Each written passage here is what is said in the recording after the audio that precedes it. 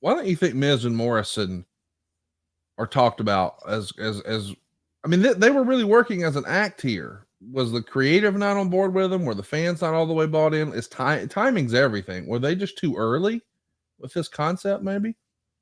I don't know. Maybe I'm not sure that the audience really, the overall audience really bought them. Look, I think that when you look at social media and you look at YouTube and you look at what we do now on podcasts and all of these different avenues to go directly to the consumer and directly to your demo.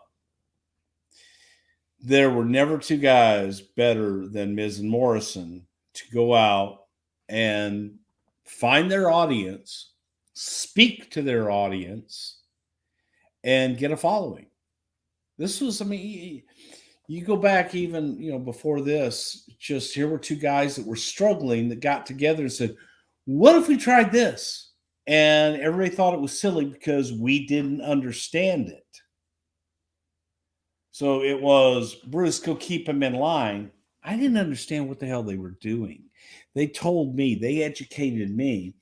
And I thought, okay, nobody else is doing that. So you're not stepping on any toes. We're not going to disrupt anything. And all we have to gain is more audience. Right. Go do it. Have fun. Don't do this. Don't do this. Don't do this. They pushed the envelope, and Ms. Morrison had their own shows, the Dirt Sheet, and they went out and killed it. That was their idea. They produced it. They worked hard on it.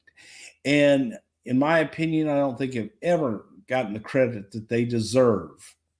They were the first. They were the first, like, social media superstars from our business that were out creating content and had a following. It was Miz and Morrison that started all that. It was Miz and Morrison that said, hey, they're not going to do it for me. I'll go do it on my own, and I'll show you.